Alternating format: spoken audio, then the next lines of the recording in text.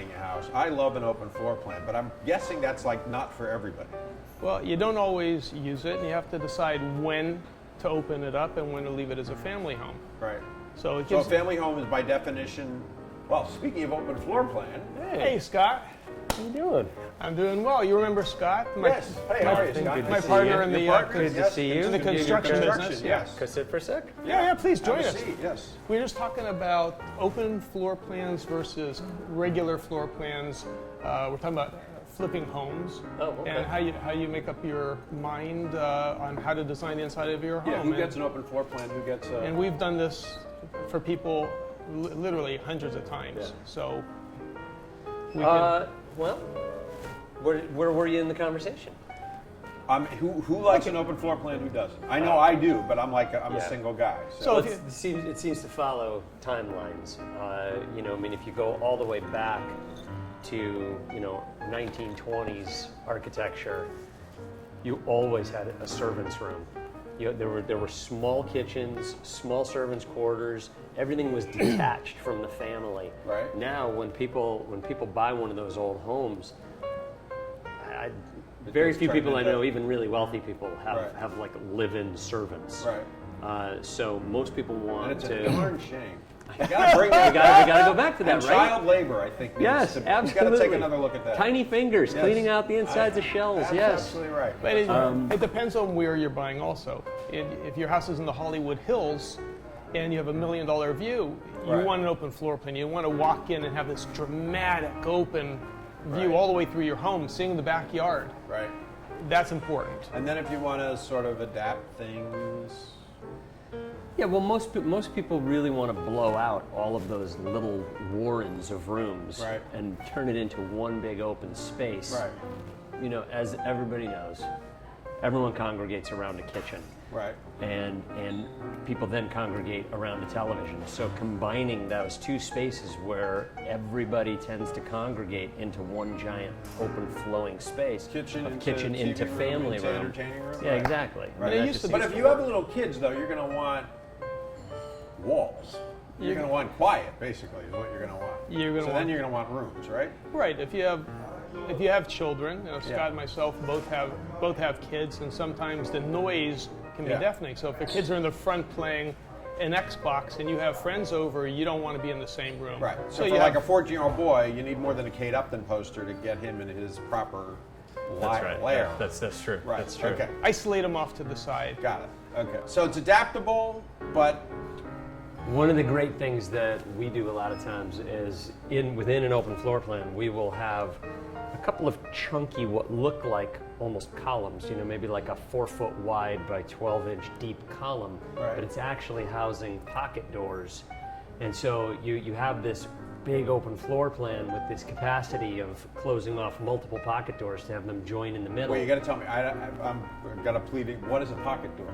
A pocket door is a door that slides into a pocket, and really big homes like in the early 1920s, classic Right. like Los Angeles architecture, they had great big thick walls with massive pocket doors. I mean, pocket Right. doors that weighed hundreds of pounds, that you're looking through a big archway, and then you grab a little tiny catch, Right. a latch, and you slide this thing that's running on hidden rollers up in the ceiling, Right. and you can completely seal off a great big open space. I see. So sometimes we'll do stuff like that where Makes where- the room convertible, so you're Yeah. going Got it. from open to closed when you need it.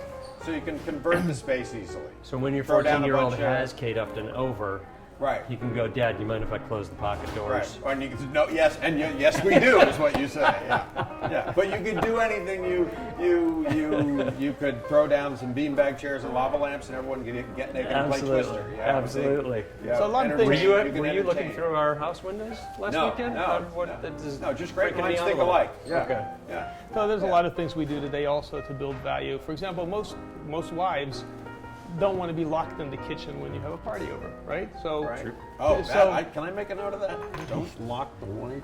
in. Got it. Don't lock All the Got it. right. Don't lock her in the I gotta kitchen. go. I gotta Shackles. go right They're very now. opposed to Yeah, shackles. they're So really- all right. what we do is build counters with good seating around them. So if whoever's in the kitchen, whether it's the husband or the wife, Right. you have your friends around you today while you're preparing the meal. So the party started.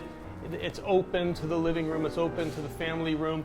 There's the television going. You can actually watch the sports game while you're in the kitchen. Okay. So So- you can keep making the dip, but not miss the kickoff. You make the dip. Absolutely. Don't miss the slam. Right. You're- Absolutely. My wife, when we designed our kitchen / family room, she was obsessed with the idea of having a couch in the kitchen.